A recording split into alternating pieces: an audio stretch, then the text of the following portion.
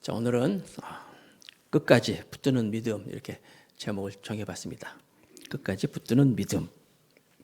2025년도 마지막 주일, 이렇게 주일날 나눌 말씀인데 마태복음의 말씀. 한 해가 2025년 처음 시작할 때 마태복음을 시작했는데 한 1년 정도 하겠거니 시작했는데 15장 해야지. 그런데 그때마다 주님이 주시는 마태가 들려주는 예수님 이야기가 얼마나 저에게도 풍성하고 여러분에게도 은혜가 될 줄 믿고 오늘은 끝까지 붙드는 믿음이라는 제목으로 말씀을 나누겠습니다. 지난 주일날 아시는 것처럼 예수님이 그 바리새인, 서기관 이런 사람들이 예수님을 책잡기 위해서 예루살렘으로 와서 그렇죠? 가나안에 와가지고 막 예수님 때 왜 제자들이 손을 안 씻고 먹느냐 이런 가지고 막 예수님한테 얘기해서 예수님이 야 먹는 게 중요한 게 아니야. 율법 전통 이런 게 중요한 게 아니라 마음이 중요한 것이다. 그래서 들어가는 게 나쁜 게 아니라 더러운 게 아니라 나오는 게 더 나쁜 것이다. 이런 말씀을 나눴어요. 기억나시죠? 네. 오늘 예수님이 이제 그 말씀을 증거하시고 그 지역을 이제 떠나서 그 북쪽 이스라엘의 북쪽에 보면 두로와 시돈이라는 지역이 있어요. 이스라엘 이렇게 지도가 있어요. 팔레스타인 지역 위쪽에 두로와 시돈. 거기는 이제 이스라엘 경지가 아니야 사실. 거기는 이제 성경에 베니게 지역이라는데 베니게는 페니키아라는 뜻이거든요. 그래서 이방인 지역이에요. 두로와 시돈이라고 이방인이 거하는 그 지역으로 예수님이 가셨어요. 거기에 가셨는데 거기에까지도 예수님의 소문이 쫙 퍼져가지고 예수님이 막 병자를 고치고 귀신을 쫓아내고 안전뱅이를 걷게 하고 이런 소문이 나가지고 거기에서도 막 사람들이 예수님께 몰려온 거예요. 그래서 특별히 오늘 말씀해 보니까 딸이 흉악한 귀신 들린 딸을 가지고 있는 그 지역에 있는 도로와 시돈에 있는 마가복음에 보면은 수로보니게 여인이라고 나와 있어요. 마태복음에 안 나왔지만 수로보니게 여인 그 지역 수로보니게 여인이 예수님께 찾아왔어요. 여러분 어린 딸이 귀신이 들렸어요. 그것도 흉악한 귀신이 들렸다. 한번 여러분 입장 바꿔놓고 생각해 보세요. 내 어린 딸이 귀신이 들렸어요. 그냥 병이 걸린 게 아니라 병 걸린 정도가 아니라 귀신도 아주 흉악한 귀신이 들려가지고 막 그냥 돌발적인 행동을 하고 그것도 상상도 못하는 말을 막 하고 이러면요 그 엄마 입장에서 얼마나 힘들겠어요. 엄마가 화장이나 제대로 하겠어요? 또 아이가 그렇게 흉악한 귀신이 들렸다 그러면 아마 이 집안은 다른 사람들로 좀 왕따를 당했을 거예요. 왕따. 정상적인 삶을 살 수가 없었을 거예요. 엄마가 그냥 한시도 이 딸에게서 눈도 못 뜨고 못 떼고 있을 거예요. 돌발적인 어떻게 할지 모르니까. 제가 어렸을 때 엑소시스트라는 영화가 있었어요. 공포 영화인데 아마 그 영화로 시작해가지고 그 다음에 13일의 금요일 여러 가지 영화들이 나왔는데 하여튼 엑소시스트라는 영화가 있었는데 거기에는 이제 어린 아이가 바로 흉악한 귀신 들린 딸이 나와요. 얼마나 무서운지 몰라요. 그걸 보면서 얼마나 무서워. 하여튼 끔찍해. 그래가지고 이제 사제가 와가지고 그 아이를 이제 기도하고 그런 내용들인데 이 수로보니게 여인이 이 두로와 시돈에 있는 여인이 예수님이 온다는 얘기 일찍이 소문을 들었어요. 귀신을 쫓아내고 병자를 낫게 하고 그런데 만나야 되겠다. 잘 됐다. 이번 기회다 그래가지고 예수님께 달려오는 거예요. 와가지고 예수님한테 내 딸 좀 고쳐주세요.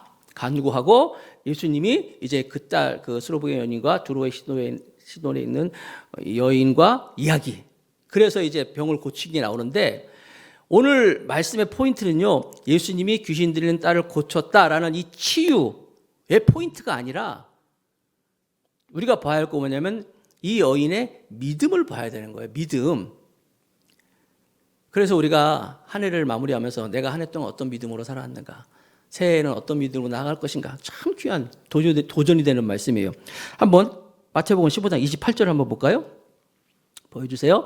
마태복음 15장 28절 다 같이 한번 읽겠습니다. 시작. 이에 예수께서 대답하여 이르시되 여자여 내 믿음이 크도다. 네 소원대로 되리라 하시니 그때로부터 그의 딸이 나으니라.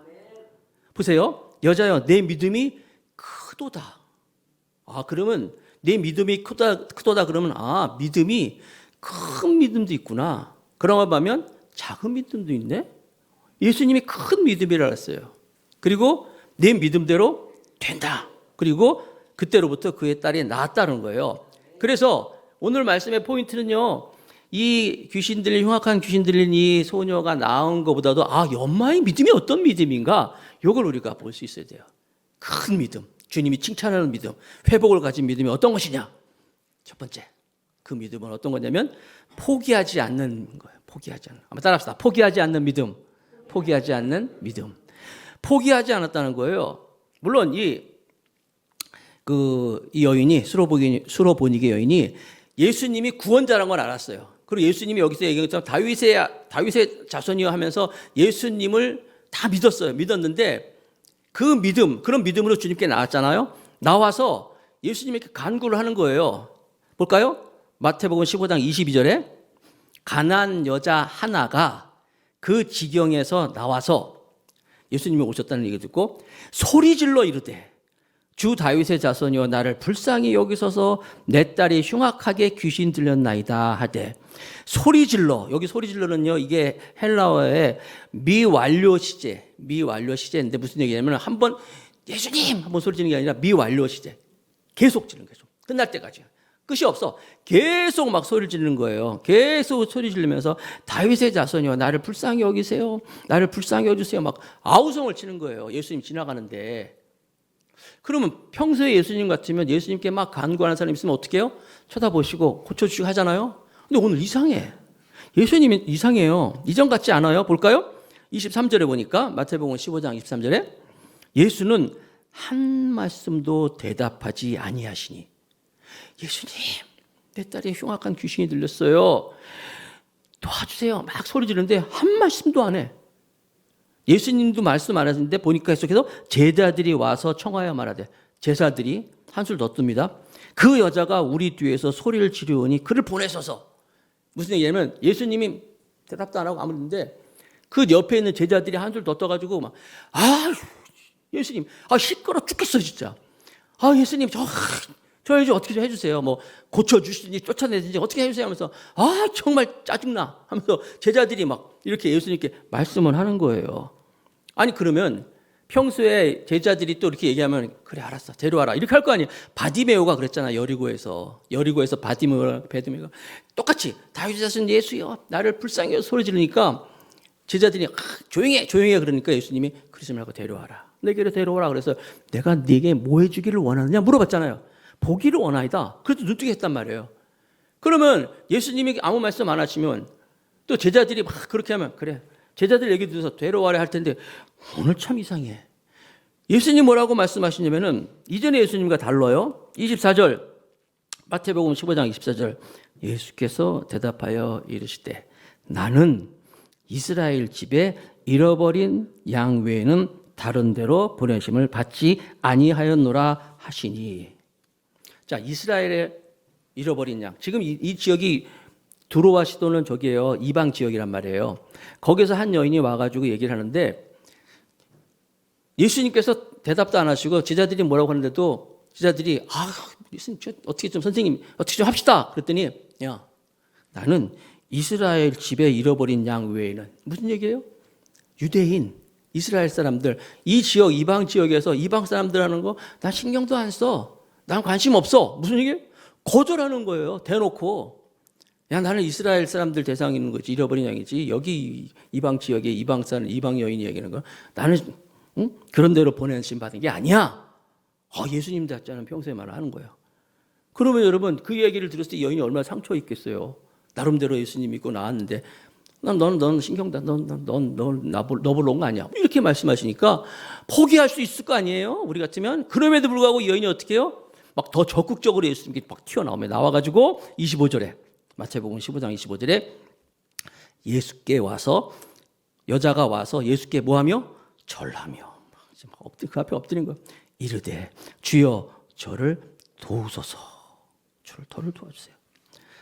아니 여러분 평소에 예수님 같지도 않은데 또 제자들은 또 거기도 한술 더 뜨고 있는데 이 여인은 예수님 앞에 나와가지고 근데 여러분 제가 보니까 나중에 보면 여러분 이 여인의 모습을 주님이 알까요 모를까요?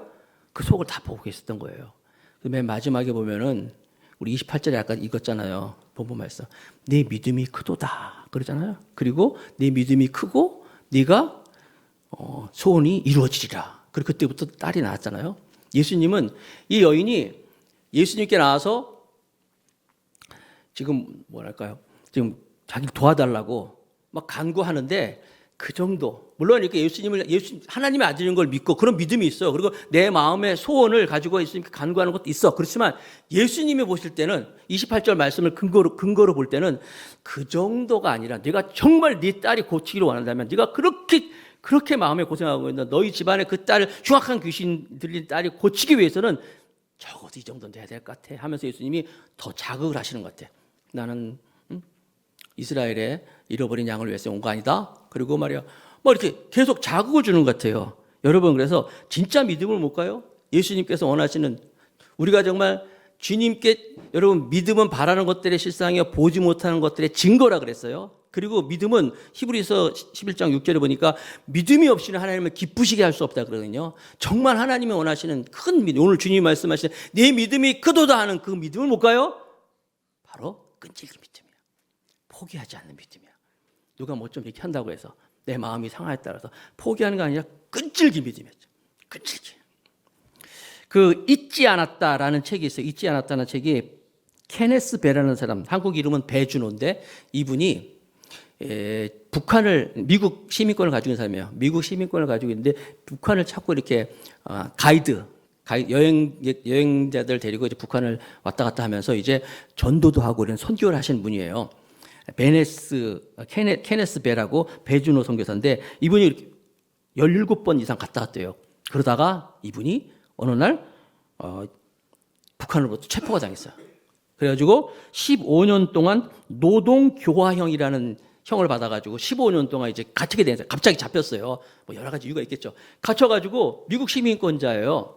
그래서 이분이 여러분 북한에서 잡혔어요. 이거 뉴스에다 나온 겁니다. 그래가지고 기사도 있는데 나중에 이분이 풀려났어요.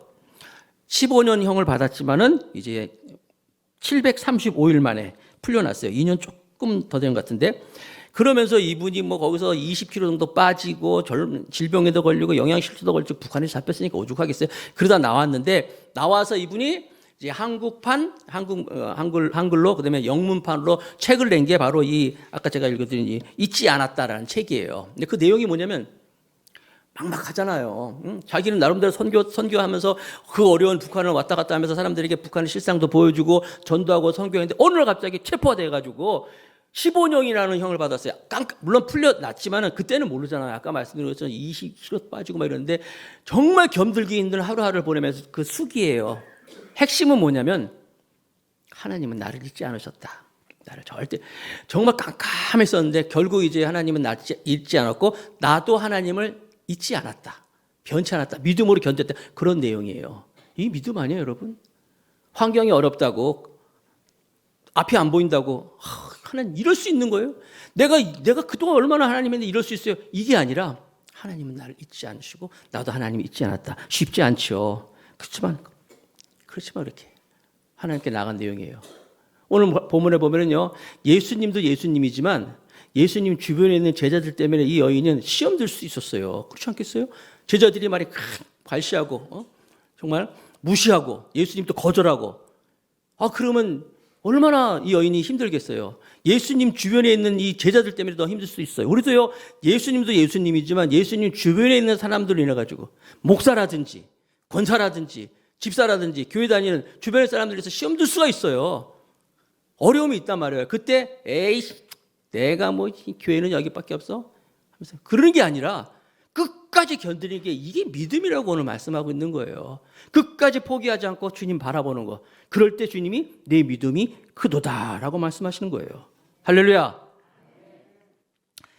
이재철 목사님이라고 그 한국 교회에서 굉장히 존경받는 목사님이 있어요. 이재철 목사님이 주님의 교회라고 강남의 정신여고인가 하여튼 거기서 처음에 이제 10년 동안 목회를 하셨어요. 거기서 굉장히 크게 목회를 잘하셨어요. 그리고 10년 동안 내가 10년만 하겠다고 약속이 있기 때문에 10년째 딱 되는 날 정말 사임하고 그 스위스로 이제 선교하러 갔다가 다시 이제 그 100주년 교회라고 양화진 거기서 100주년 교회에서 이제 막 청빙해가지고 와서서 그분이 이제 목회를 했죠. 목회해가지고 이제 은퇴하셨는데 그분이 이제 주님의 교회에서 10년 동안 목회하실 때 그 목회 내용을 가지고 책을 냈는데 회복의 목회라는 책이에요. 아마 우리 책꽂이에 가면 우리 책꽂이 아마 있을지도 모르겠어요. 회복의 목회라는 그런 쓰셨어요. 그동안 10년 동안 목회하면서 있던 에피소드를 가지고 한 번은 전교인 수련회를 갔어요. 전교인 수련회를 갔는데 전교인 수련회에서 정민홍이라는 아이가 있는데 소년부니까 초등학교겠죠. 아이가 안전사고를 당해가지고 죽습니다. 그러니까 도저히 사고가 날 만한 곳이 아닌데 사람이 있을 수 있잖아요. 사고가 나가지고 이 아이가 이제 급하게 이제 119에서 실려갔어요. 그래서 목사님이 막 걱정해가지고 병원에 찾아갔는데 가는 동안에 이미 아이가 숨졌습니다. 라는 소식을 들은 거예요. 얼마나 여러분. 아니 전교인 수련회를 갔는데 수련회에서 아이가 안전사고로 숨을 졌네. 뭐 수련회 어떻게 합니까? 그 자리에서 수련회 끝나고 전부 장례를 가야죠. 뭐 전부 이제 장례식으로 가가지고 그러니까 교회장으로 아이 장례를 치는 거예요. 분위기 알겠죠, 여러분? 와, 참 세상에.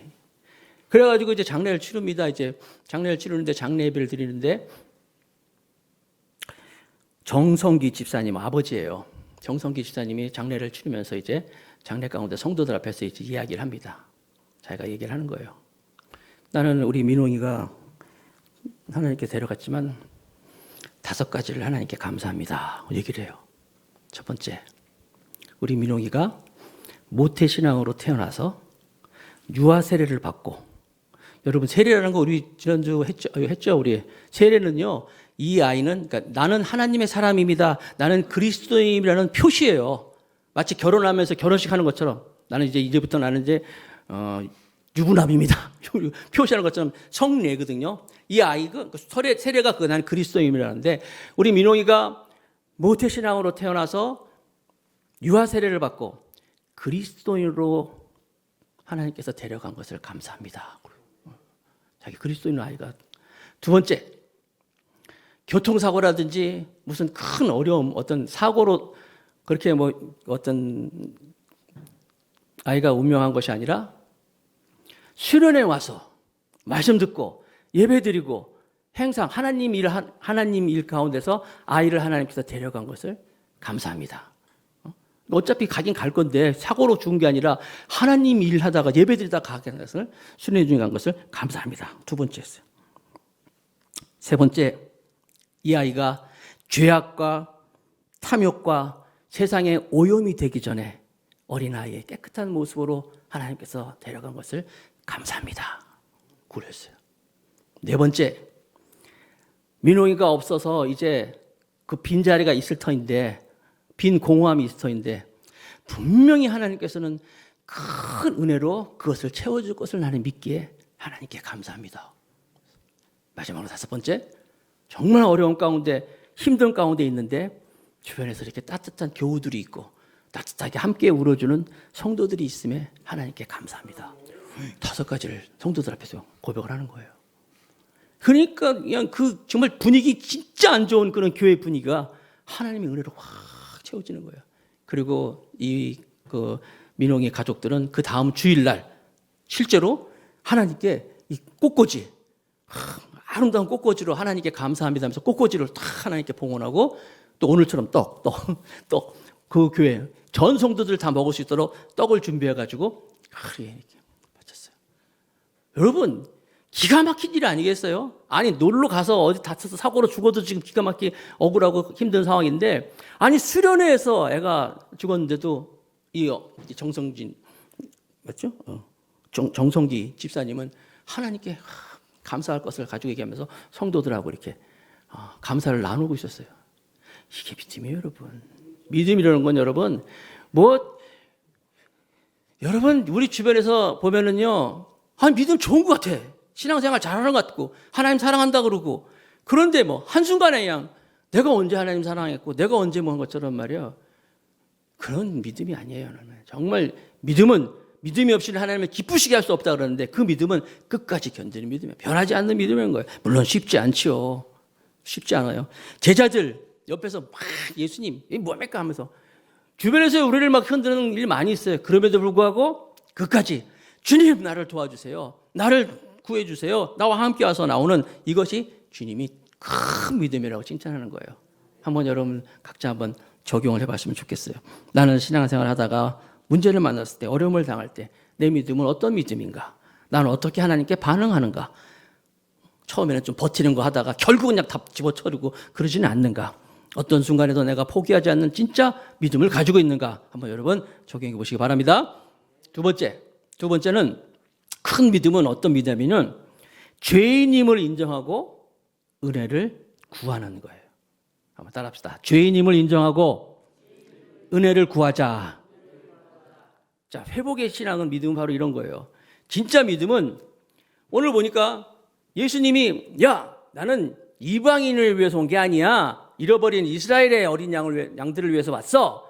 그리고 말이에요. 제자들이 뭐라 그래도 말이에요. 막 거절합니다. 그러고 또 개 얘기했잖아요. 개. 여러분 봅니다. 25절 봅시다. 마태복음 15장 25절. 여자가 와서 절하며, 아까 절했다고 했잖아요. 그래서 주여 저를 도와주소서. 주여. 정말 이렇게 예수님이 거절하고 제자들이 막 괄세하고 그러는데도 와서 막 절하고 도와주세요. 이쯤 되면 예수님이 좀 그래도 뭐 선한 말씀을 하셔야 돼. 예수님이니까. 이런 말씀을 하시네. 26절에 마태복음 15장 26절에 대답하여 이르시되 자녀의 떡을 취하여 개들에게 던짐이 마땅하지 아니하니라. 우리는 그냥 읽었지만요. 이게 얼마나 엄청난 말씀이냐면 자녀의 떡을 취하여 개들에게 던짐이 마땅하지 아니하다. 여기서 이제 좀 어려운 말인데 개들이라고 한다면 당시에 이스라엘 사람들은 유대인들은 선민의식을 갖고 있어요. 우리들만 하나님께 선택받은 백성들이다. 우리 민족만 하나님이 선택한 백성이다. 그래가지고 실제로 이방인들, 유대인 아닌 사람들은 전부 막 개처럼 여겼어요. 개처럼 취급했어요. 표현도 막 하고. 이방인들 그러면 취급도 안 하고 같이 밥도 안 먹고 이야기도 안 하고 얘기도 하여튼 그랬단 말이에요. 그런데 여기도 개라고 실질적으로 표현을 하고 자녀의 떡, 자녀는 뭐예요? 이스라엘인 아니겠어요? 유대인들 개처럼 개들에게 던짐이 마땅하지 아니한다라고 주님이 말씀하셔요. 물론 여기서 이 개라는 말도 이렇게 헬라어 보니까 헬라어로 퀴오나라는 말이 개야. 보통 개들. 그런데 여기서 쓰는 말은 퀴나리온이라는 개라는 건데 이것은 같은 개지만 조금 요즘 같으면 애완견 아니면은 반려견 이런 거 있잖아요. 그러니까 막 개처럼 중요한 게 아니라 좀 우리 좀 집안에서 이렇게 좀 있는 그런 친근한 그런 퀴나리온이라는 말을 써기 그래도 개는 개지 아무튼. 예수님이 그런 표현을 하는 거예요. 아주 모욕적인 말을 하는 거예요. 야, 내가 이방인들 개들을 위해서 내가 개들에게 던진 마땅치 않다라고 말씀하시는 거예요. 이쯤 되면 여러분한테 어떻게 하겠어요? 개무시가 여기서 나온 말인가? 가만히 생각해보니까 개무시? 진짜 완전히 개처럼 무시를 당하는 거예요. 예수님이 그러고 제자도 그러고 대놓고 그러네. 그런데 여러분 이 여인의 반응을 보십시오. 27절 마태복음 15장 27절 같이 한번 읽어봅시다. 시작. 여자가 이르되 주여 올소이다마는 개들도 제 주인의 상에서 떨어지는 부스러기를 먹나이다. 올소이다. 아니 세상에 그런 얘기를 들었는데 맞아요 주님. 맞습니다. 주님 말씀이 다 말씀이다 하면서 자기를 개라고 표현해. 개들도 주인의 상에서 떨어지는 부스러기가 뭐예요 여러분? 이게 그냥 뭐니까 조각이잖아요. 조그마한 그런 거라도 나는 부스러기 같은 믿음이라도 부스러기 같은 은혜도 내가 원합니다라고 구하고 있는 거예요 여러분. 내가 주님이 막 무시를 하는데 그래요. 나 맞아요. 나 주님이 무시하는 존재가 맞습니다. 그렇지만 나라도 주님의 그 부스러기 같은 은혜를 구합니다. 얘기하는 거예요. 이용훈이라는 대법원장이 있었어요. 대법원장. 이용훈 대법원장. 유명한, 있어요. 전 대법원장. 그분에 대한 간증을 들었는데 그분이 이제 이름만 되면 알만한 큰 교회 있습니다. 거기에 이제 전도축제에 초청을 받았어요. 전도축제 알지? 아는 사람을 이렇게 초청해가지고 전도축제에 초청을 받아가지고 오셔서 간증 좀 해주세요라고 간증을 부탁해서 그때 현직으로 있었어요. 현직 대법원장이 교회 전도축제에 초청을 받아서 간증을 한다. 있을 수 없는 일인데 실제로 그분이 가셨어요. 예수 잘 믿는. 그래서 그분이 가셔가지고 이제 간증을 합니다. 간증을 하면서 대법원장이 뜨면 이제 보통 막 그 밑에 있는 막 많이 오잖아요. 판사들도 많이 따라오고 막 그러는데 많은 사람이 같이 왔는데 거기다 대고 태뜸이 이분이 그러는 거예요. 여러분 저는 개 같은 존재입니다. 그럴 거예요. 사람들이 깜짝 놀랐지. 우리 뭡니까 국가 소열 명명되는 가는 그런 대법원장이 자기 개 같은 존재라고 하니까 다들 무슨 소리가 했는데 내가 예수를 믿기 전에는 처음에도 자기는 이제 이 말씀 하나님 말씀 보면서 예수님이 개 이야기할 때 너무 하신다라고 싶었는데 가만히 생각해 보니까 예수를 안 믿었다면 예수님이 없으면 개들한테 영혼이 없잖아요. 그러니까 예수님을 안 믿는 그럴 때는 나는 개와 같은 영혼이 없는 존재 그런 표현을 한 거예요. 그렇지만 내가 예수님을 믿고 예수님이 내 삶의 주인이 되시고 내 안에 주님을 모시니까 내가 개가 아니라 지금은 뭐예요? 하나님의 자녀가 됐고 천국 백성이 됐습니다. 이런 간증을 한 거예요. 그건 굉장히 왜냐면 자기 따라온 사람들 보면 예수 안 믿는 사람도 많이 있었거든요. 대놓고 하는 소리도 몰라. 난 예수 믿고 내가 개 같은 존재였지만 지금은 하나님의 자녀가 됐다. 이런 간증을 하는 거였었어요. 도전이 되는 거죠. 그 유명한 에피소드가 있는 거예요. 여러분 자기가 개라고 인정하는 거예요. 하나님이 없이는 주님이 없이는 난 정말 개 같은 존재입니다. 이 수로보이는 여인이 가나안 여인이 옳습니다. 주님 옳습니다. 인정을 하는 거예요. 그러면서 부스러기 같은 그 먼지 떨어진 그런 나는 은혜를 구합니다라고 할 때 주님이 처음에 막 거절했는데 자각을 막 했는데 이 여인이 이렇게 반응을 보이니까 그래 28절 다 같이 읽겠습니다. 마태복음 15장 28절 본문이 시작. 이에 예수께서 대답하여 이르시되 여자여 네 믿음이 크도다 네 소원대로 되리라 하시니 그때로부터 그의 딸이 나으니라. 그때로부터 이 정도 돼야 돼. 주님이 보고 싶었던 거예요. 이 정도 믿음을 보시고 그래 네 소원대로 되라. 그리고 그때부터 딸이 낳은 거예요. 제가 지난주에 설교하면서 앤디 스탠리 목사님 얘기를 했어요. 기억 안 나죠? 바로 지난주 건데 로스포인트 처치 그 교회가 어떤 것인가 하면서 시작했잖아요. 앤디 스탠리 목사님이 아버지가 누구냐면 모르시죠? 찰스 스탠리라고 했잖아요. 유명한 찰스 스탠리 목사님. 지난주 기억나셔야 돼요, 여러분. 이 앤디 스탠리 목사님이 그 아버지 찰스 스탠리 목사님이 그 애틀란타 퍼스트 베프티스트 처치 그러니까 제1침례교회 담임으로 있을 때 이제 거기서 이제 그 청소년 담당하는 이제 목사로 10년 동안 있었어요. 그때면서 제가 지난주에 말씀드렸지만 아버지 막 쫓아내려고 했던 일들은 별별 많이 있었잖아요. 교회가 크면은 가지 많은 나무 바람 잘 날 없다고 막 여러 가지 있었는데 하여튼 앤디 스탠리 목사님이 너무 이제 힘들어가지고 상담을 받았대요. 우리나라는 상담 그러면 조금 이상하게 보잖아요. 좀 네거티브하게 보잖아요. 상담 그러면 뭐 이렇게 좀 부정적으로 보고 막 그러는데 미국에서는 상담이 그렇게 나쁘지 않아요. 그러니까 몸이 아프면 병원을 가. 몸이 아프면 병원에 가서 이렇게 치료를 받는데 마음이 상하면 정신적으로 또 문제가 있으면 그렇게 이제 상담을 많이 받아요. 이게 아주 보편화되어 있어요. 알겠죠? 우리나라처럼 상담 다닌다고 뭐 미친 거 아니야? 이렇지 않다니까? 상담을 가서 이렇게 마음에 상담하고 이게 있어요. 그렇게 이 앤디 스탠리 목사님도 상담을 받았대요. 상담을 받으면서 그 토마스라는 그 상담사한테 상담을 받았는데 상담을 받으면서 가면 이제 얘기 많이 하잖아요. 대부분 다 그런 겁니다. 내 얘기해요. 다 내 얘기하면서 나만 괜찮고 다른 사람 전부 나쁜 놈들이고 내 주변에 문제가 이렇게 많고 막 그런 거예요. 막 쏟아붓는 거예요. 근데 상담사는 다 듣고 이제 또 상담하고 그러는데 또 그날도 가가지고 교회 누구 났고요. 어떤 장로가 어떻고요. 막 교회가 어떻고요. 막 자기 얘기하면서 막 쏟아부었어요. 그 얘기를 다 듣고 있던 이 토마스라는 상담사가 물어보더래요. 그러면 만약에 당신이 예수님을 부인하는 베드로가 예수님을 부인하는 현장에 당신이 있었다면 어떻게 하겠습니까? 라고 물어보는 거야. 그러니까 앤디 스탠리 말도 안 되는 소리죠. 예수님을 부인하는 베드로 못됐지 하면서 막 정죄하더래. 그런데 그렇게 얘기를 하면서 자기가 깜짝 놀랐대요. 내 안에 이렇게 남을 정죄하고 남을 미워하고 남을 이렇게 이렇게 정죄하는 그런 모습이 있었구나 하는 걸 본 거예요. 말로는 교회에서 막 설교도 하고 아이들한테 청소년 남나 있으니까 설교도 하고 사랑도 얘기하고 막 얘기하는데 실제 나는 그랬을 때 나는 막 이렇게 막 성질 부리고 정죄하는 모습을 자기가 발견했다는 거야. 자기도 깜짝 놀랐대요. 토마스가 두 번째 질문합니다. 만약에 그러면 예수님이라면 어떻게 하셨을까요? 라고 물어봤어요. 그랬더니 이 토마스가 그 질문에 앤디 스탠리 목사님이 예수님은 안 그러셨겠죠. 예수님이셨으니까 예수님은 안아주고 이해해주고 덮어주고 사랑하셨겠지요. 라고 하면서 자기 모습을 본 거예요. 내가 정말 나쁜 놈이구나. 내가 목사라고 하면서 말이야 어려운 환경 가운데서 자기가 좀 자존심 상했다고 힘들다고 말이야 막 욕하는 모습을 보면서 내가 진짜 이게 제대로 된 사람이 아니구나 깨닫고 그때 하나님 주님께 구했대요. 주님 나를 불쌍히 여겨 주옵소서. 내게 긍휼을 베풀어 주시옵소서. 나의 이 더럽고 추한 힘, 내 안에 정결한 영을 다시 한번 회복시켜 주시고 하나님 나를 고쳐주시라고 하나님께 간절히 이분이 기도를 했다는 거 아니에요. 그래서 하나님으로부터 내가 나를 용서해달라고 나는 죄인입니다. 내가 정말 구제불능의 인간입니다라고 고백하는 그 순간부터 이 사람이 회복이 됐다는 거예요.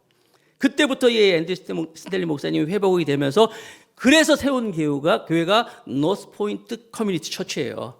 미국에서 5위 안에 들어가는 큰 자기 아버지 교회보다 더 큰 교회를 만들었어요. 어디서부터 시작했어요? 내가 죄인입니다. 내가 나쁜 놈입니다. 이 수로 보이는 여인이 옳습니다 주님. 주님 말씀이 맞아요. 나는 죄인이에요. 라고 고백하면서부터 주님이 내 믿음이 크도다. 내 소원이 이루어지리라. 그때로부터 이 딸이 낫기 시작했다는 거예요. 그때로부터. 사랑하는 성도 여러분, 우리가 교회 다니는 사람들은 어쩌면 그래요. 야, 너 교회 다니는 사람이 왜 그러니? 이런 질문을 받을 때 여러분 뭐라 그러겠어요? 너 교회 다니는 사람이 그래도 돼? 맞아. 그렇기 때문에 내가 교회 다니는 거야. 내가 이렇게 부족하고 내가 이렇게 연약하고 내가 이렇게 미련한 걸 교회 다니는 거야. 내가 그나마 교회 안 다녔으면 더 비참해졌을 거야 라고 대답할 수 있어야 돼요. 인정해야 된다는 거예요 여러분. 이 여인이 수로 보이는 여인이 이렇게 인정하는 그때로부터 주님이 그때로부터 그의 딸이 나으니라. 여러분 지금 여러분을 가지고 있는 문제 있죠? 여러분을 가지고 있는 어려움이 있어요. 하나님께 간절히 구하는 소원이 있을 거예요. 여러분 내가 주인이 돼가지고